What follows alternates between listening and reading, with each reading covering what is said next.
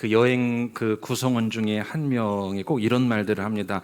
야, 여행 와서 좋은데, 특히 어르신들이 더 그러죠. 여행 와서 좋은데 아무리 좋아도 나는 어디가 좋다? 집이 좋다. 우리 어린아이들 어때? 집이 좋아요? 집 나가고 싶어요? 나가고 싶어요.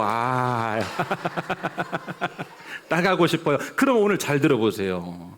자, 이 집이 좋은 이유가 뭘까? 뭐 집이 좋은 이유를 뭐 설명이 뭐 필요가 있겠습니까? 좋으니까 좋지요. 그런데 우리가 성경적으로 한번 생각해 보면 이 가정, 집은요, 하나님께서 처음에 만드신 제도입니다. 직접 만드신. 그러니까 창세기 앞쪽에 하나님이 이 공동체 집단의 제도를 만드실 때 처음 만드신 게 가정입니다. 남과 여를 한 가정으로 만드셨죠. 그래서 우리가 세상 살아가면서 하나님이 만드신 제도들은 참 아름다워요. 저는 그래서 이 가정이 참 소중하고, 여러분, 하나님이 만드신 원형 그대로의 제도 중에 지금까지 남아있는 게 바로 가정입니다. 자, 가정의 중요함, 이 정도 한번 해보고, 사람이 살아가면서 남녀노소 아이러니하게 좀 모순되는 모습들이 있어요. 그 중에 하나가 뭐냐면, 정말 중요한 것을 의외로 소홀히 다루는 경우들이 있습니다. 정말 중요한 것인데 의외로 소홀히 다루는 게 있어요. 마음의 정원을 가꾸는 지혜라는 책에 보면 우리의 마음과 그리고 우리의 가정, 자, 뭐와 뭐요? 우리의 마음과 우리의 가정은 마치 정원사가 정원을 잘 매일같이 갖고 가듯 그렇게 가꿔야 할 우리 인생의 제1순위의 것이라고 합니다. 왜일까요? 여러분, 우리 어린아이들 마음이 속상해 본 적 있어요? 마음이 여러분 괴로우면 다른 게 다 좋아도 지옥입니다. 그리고 마음이 기쁘면 이게 천국이 되는 거죠. 그래서 마음을 잘 가꿔야 하고, 두 번째는 가정을 잘 가꿔야 한다. 누구처럼? 정원사가 정원을 가꾸는 것처럼. 우리 어르신들은 잘 아실 겁니다. 텃밭을 가꾸거나 집에 마당이 있어서 잔디를 기르거나 할 경우에 어때요? 손이 참 많이 가죠. 저도 저희 처가가 이제 시골에, 저희 어머님이 그러세요. 여름철 되면 돌아서면 풀 난다고. 그 말 아시죠? 돌아서면. 그러니까 여러분이 가꾼다는 것, 특별히 정원사가 정원을 가꾼다는 것은요, 계속해서 손이 가지만 끊임없이 가꿔야 되는데, 중요한 것은 손이 가고 가꿀수록 정원은 아름다워져. 그러니까 손이 탄 것은 분명히 보여요. 여러분, 우리가 가정을 가꾸어가는 정원사라고 했을 때 한번 묻겠습니다. 여러분은 가정 정원사로서 정원을 잘 매일같이 소중하게 여기고 다루며 갖고 가십니까? 아니면 여러분의 정원이, 가정 정원이 오물로 또 풀이 이만큼 자라 있는데도 또 악취로 방치된 상태로 그렇게 두고 계시지는 않습니까? 제가 지금 드리는 말씀을 억지라고 생각하지 마시고 그 의미만을 한번 잘 받아보시기 바랍니다. 우리가요, 살아가면서 이토록 중요한 가정, 그리고 가족이라면, 가정과 가족이 우리의 삶에 있어서 정말 중요하다면, 오늘 내가 내 말이나 내 행동이나 내가 하는 모든 것으로 가장 잘 보여야 사람이 누구일까요? 가족이죠. 그런데 여러분, 우리는 잘 그렇게 하지 않아요. 자, 한번 묻겠습니다. 오늘 여러분 입고 오신 가장 좋은 옷, 또 가장 좋은 모습은 누구에게 다 보여줍니까? 집 밖의 사람에게. 집에서는 뭐 입고 있어요? 구멍난 티셔츠 입고 있으시죠? 의미만을 한번 받아보세요. 우리가 가장 멋스럽고 품격 있는 언어는 어디서 다 사용합니까? 집 밖에서 사용합니다. 가정에서는 편하다는 이유로, 밖에서는 여러분 한마디 하고 오면, 중요한 사람과 대화하고 한마디 하고 오면 내가 괜한 말을 했나? 내 말이 오해되었을까? 생각하고 또 생각하고 밤잠을 못 이루는데, 가족에게는 어떻게 해요? 편하게 툭툭 뱉습니다. 그리고 상처받았다고 하면 그것도 이해하지 못하느냐고. 여러분, 우리가 너무나 소중한 가족에 비하면 우리가 그 정원을 갖고 가는 정원사로서 그리 잘하고 있지는 않을 것, 일반적인 이야기입니다. 오늘 가정의 달 첫 시간, 이 가정 정원을 어떻게 가꿔야 할까? 가정 정원을 갖고 가는 것은요, 자녀는 자녀대로, 부모는 부모대로, 부부는 부부간에, 형제 자매는 각각의 그 관계에서 정원을 잘 갖고 가야 하는데, 성경을 들여다보니까 그 정원을 갖고 가는 방법들이 여기저기에 다 배어 있더라고요. 여러분, 정원사가요, 조금만 신경 쓰면요, 그 정원은 탁월한 손길에 의하여 벌써 손탄 표시가 납니다. 이번 5월 한 달간 우리는 가정의 달을 맞이해서요, 화목한 가정, 회복하는 과정을 위해서 한 달간 우리가 메시지를 나누고 교회가 함께 집중해서 기도할 건데, 오늘 첫 시간입니다. 자녀가 부모를 어떤 마음으로 대해야 될지 우리 어린이 학생들 잘 들으세요. 그리고 부부가 부부간에 어떠한 마음으로, 바른 자세와 마음으로 대해야 될지 오늘 그 두 가지를 한번 살펴보도록 하겠습니다. 첫 번째, 자녀가 부모에 대해 갖는 바른 마음과 자세입니다. 여러분, 노아 이야기 잘 아시죠? 노아 할아버지. 자, 노아 할아버지 이야기 한번 해볼게요. 노아가 홍수 이후에 땅에서 농사를 짓기 시작합니다. 퀴즈, 선물 줄게요. 무슨 농사를 지었을까요? 무슨 농사? 홍수 농사. 아이고, 가깝습니다. 그래도 아차상 줄게요. 아차상. 아시겠죠? 아차상. 자, 포도 농사를 지었습니다. 포도 농사를 짓는데, 아이고, 홍수 농사는 또 처음 들어와서. 여러분, 보세요. 아이들은 이런 창의력이 대단합니다. 이렇게 아이들하고 여러분 예배하다가 여러분의 창의력도 뚫리시기를 축복합니다. 아이고, 너무 잘했어요. 대단히 훌륭한 인물로 클 것 같아요. 자, 포도 농사를 지었습니다. 하루는 노아가 이 포도 농사를 짓다가 오늘 말씀 21절 한번 보여주세요. 포도주를 마시고 취하여 그 장막 안에서 벌거벗은지라. 취해버린 겁니다. 그래서 집안에서 벌거벗은 채로 잠이 들었다는 사실을, 자, 성경은 참 사실인 것 같아요. 허물도 덮지 않고 그대로 다 보여줍니다. 자, 아버지가 이러한 모습으로 집안에서 부끄러운 모습으로 있을 때 이제 어떠한 일이 일어나는가? 여러분, 사람은 다 실수를 합니다. 그렇죠? 사람은 다 실수를 하고 부족한 것이 사람인데, 오늘 노아도 살아가면서 지금 실수를 하고 수치스러운 모습으로 이렇게 집안에 있는 거예요. 이때 중요한 한 일이 일어나죠. 뭐냐면 그 아들 3명이 있었는데 이 수치스러운 모습, 실수한 아버지를 보고 이 아들들이 어떻게 하는지에 대하여 성경에 기록하고 있고, 이 아들이 오늘 어떻게 했는지 그것이 이 아들의 인생들을 결정해 버립니다. 자, 첫 번째, 함이라는 아들이었어요. 이 아들이 자, 집에 들어갑니다. 아버지를 발견합니다. 어떻게 하지? 자, 22절, 이 함이 어떻게 했는지 우리 어린아이들이 더 큰 목소리로 한번 읽어볼까요? 시작! 가나안의 아버지 함이 그의 아버지의 하체를 보고 밖으로 나가서 그의 두 형제에게 알림해. 자, 아버지의 모습을 봤어요. 그리고 그 사실을 밖으로 나가서 형제에게 알려줍니다. 뭐라고 말했을 것 같아요? 야, 아버지가 지금 이러한 상태야. 이렇게 하고 계신다. 사실을 말했습니다. 이 히브리어에 나가드라는 단어가 쓰여있는데 이것은 뭐냐? 더하거나 빼거나 거짓을 말한 게 아니라 있는 것을 보고 또는 들은 것을 그대로 해서 전했다, 이 말이에요. 사실을 알렸을 뿐입니다. 특별히 잘못한 것 있어요, 없어요? 없지요. 잘못한 것 있어요, 없어요? 없지요.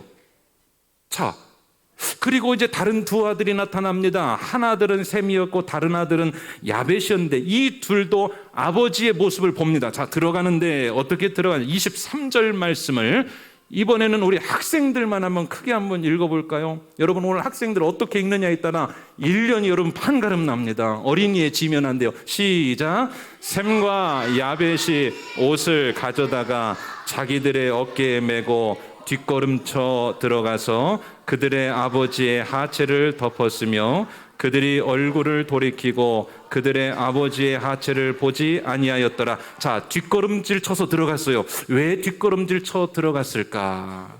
행여 아버지가 내가 들어왔다는 것을 보면 민망해 하실까봐 아버지의 체면을 위해서 뒷걸음질 쳐 들어갑니다.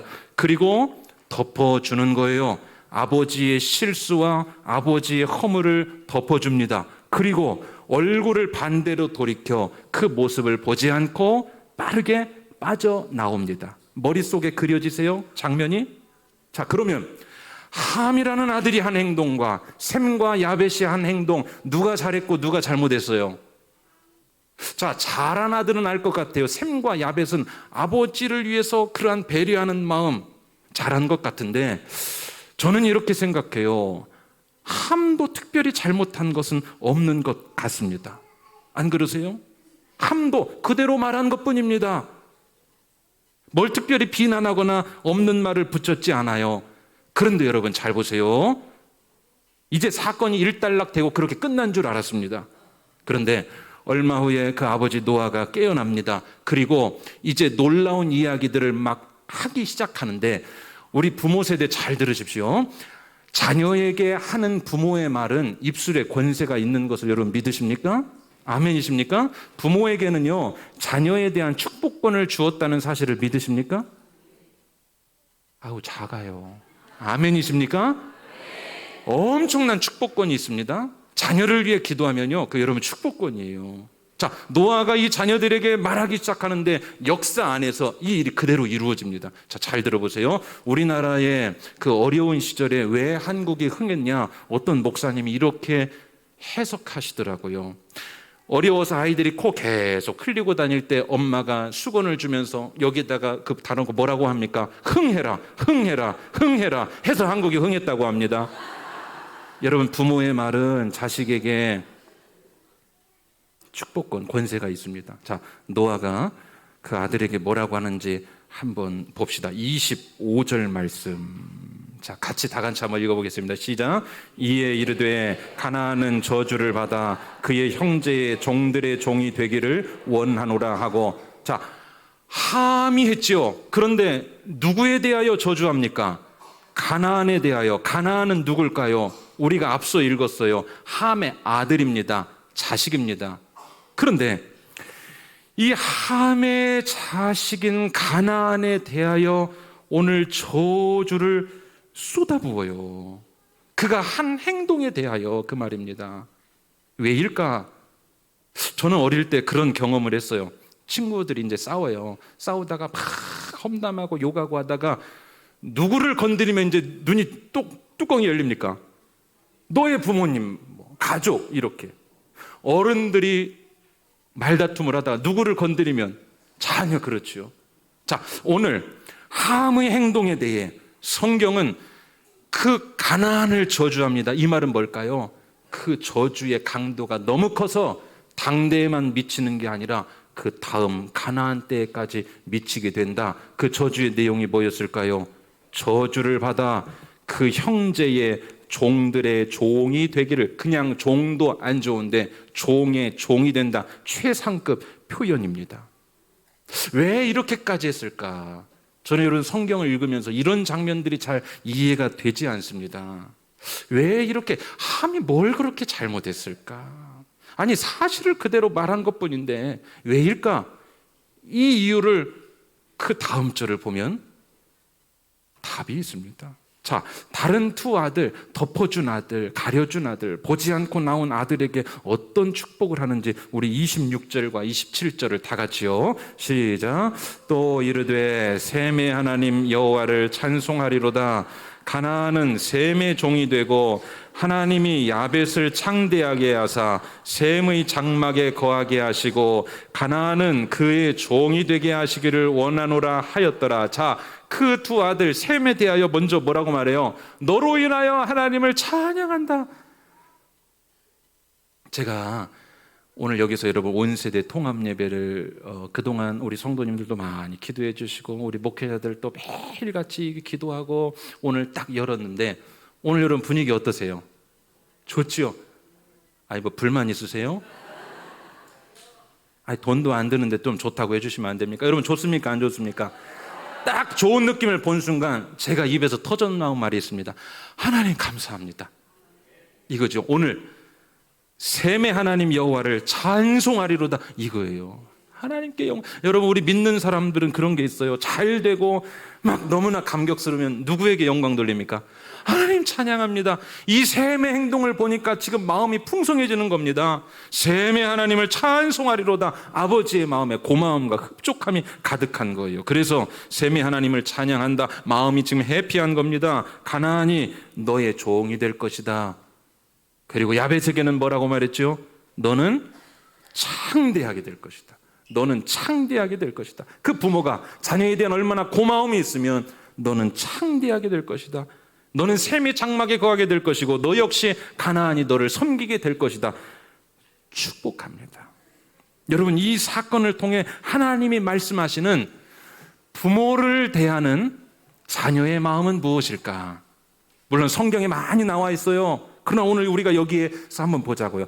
부모를 대하는 우리 어린이들, 학생들, 우리 청년들은 어떻게 대합니까? 아니, 우리 장년들도 부모를 어떻게 대할까요? 하나님이 원하시는 자녀가 부모를 향한 그 마음은 뭘까? 여러분, 부모도 다 허물이 있고 실수합니다. 우리 모두가 마찬가지잖아요. 그런데 셈과 야벳처럼 덮어주라는 겁니다. 우리 한번 따라합시다. 덮어줍시다. 우리 어린아이들 덮어줍시다. 덮어주는 거예요. 이게 어린이 때 잘 교육이 되면 평생 갑니다. 부모는 어떻게 해줘야 될 존재? 덮어줘야 돼요. 덮을 게 없으면 이불이라도 잘 덮어주세요. 덮어주는 존재. 셈과 야벳이 덮어줬습니다. 얼굴을 돌이키고 민망해 하실까 봐 보지 않고 나온 겁니다. 여러분, 이렇게 할 수도 있어요. 아버지 지금 뭐 하시는 겁니까? 이러시면 안 됩니다. 이건 아니지 않습니까? 또는 함처럼 사실을 얘기하는 거예요. 아버지 지금 실수하고 계시네. 아버지는 참 그게 약점이셔. 그게 참 아버지는 허물이셔. 하나님은 여기에 긍정하지 않으십니다. 덮어주라는 성경 말씀. 여러분, 사실대로 대하기보다는 우리 그리스도인들은요, 가정 안에서 사실을 넘어 은혜로 대하는 우리 모든 믿음의 자녀들, 부모들 되시기를 주의 이름으로 축원합니다. 여러분, 사실이 좋지요? 세상에는 사실만 해도 우수합니다. 왜요? 거짓이 난무하기 때문에. 그런데 사실이 꼭 좋지만은 않습니다. 이런 조사를 했어요. 부모를 대상으로 설문조사를 했습니다. 질문의 내용은 이것이었습니다. 어떤 자녀가 가장 정감 없게 느껴지는가? 잘 감이 안 오세요? 어떤 자녀가 제일 정 떨어지는가? 용돈 안 주는 자녀, 안 챙기는 자녀, 이거보다 훨씬 많은 퍼센테이지를 차지한 답이 이거였습니다. 사실대로 말하는 자녀. 이런 사람 있죠. 나는 사실만 말해, 없는 얘기는 안 해. 그런데 이상하게 맞는 말인데 들으면 기분이 나빠요. 여러분, 사실이 관계를 변화시키지는 않습니다. 허물 많은 인간이기 때문에 그 허물을 보고 사실을 말하는데, 우리는 다 허물 많은 인간이기 때문에 나는 없는 말은 안 해, 아닌 건 아니야, 맞는 말인데요, 그것을 통해서 변화는 잘 일어나지 않습니다. 여러분, 저와 여러분이 예수 안에서 왜 변화되었습니까? 우리 주님이 우리를 사실로 대하던가요? 아니요, 은혜로 덮어주셨습니다.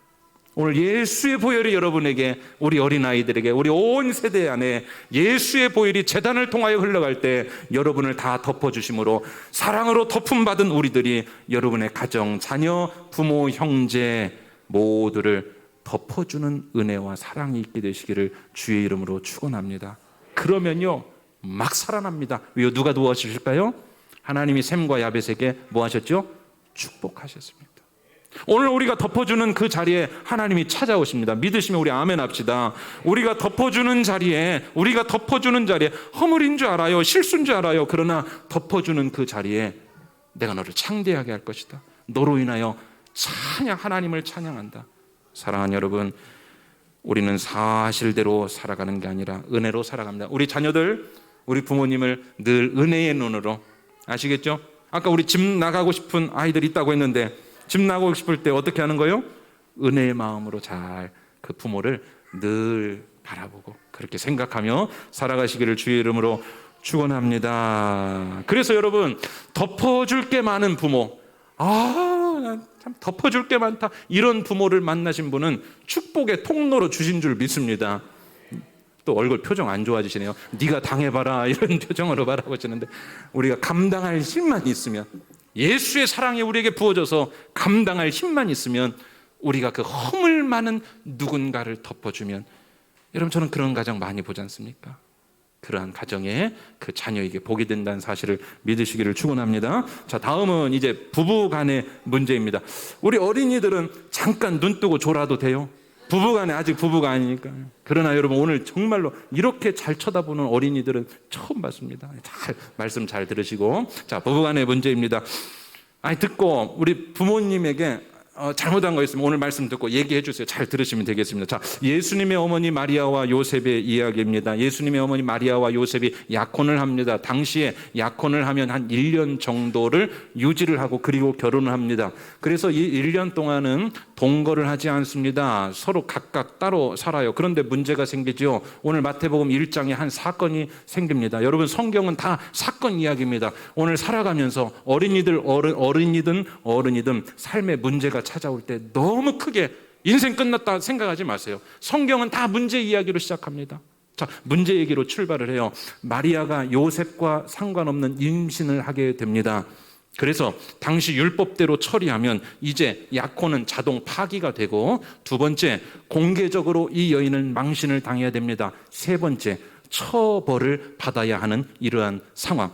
약혼남인 요셉은 용납되지 않을 일이었습니다. 법대로 처리하는 것은 그건 법대로 처리하는 것이고, 그 마음의 심적 충격과 배신감이 얼마나 컸을까. 자, 이러한 상황에 오늘 요셉이 어떻게 하는지가 성경에 기록되어 있습니다. 여러분이라면 어떻게 하셨겠습니까? 오늘 요셉은 19절과 같이 행동합니다. 자, 같이 읽어보겠습니다. 시작.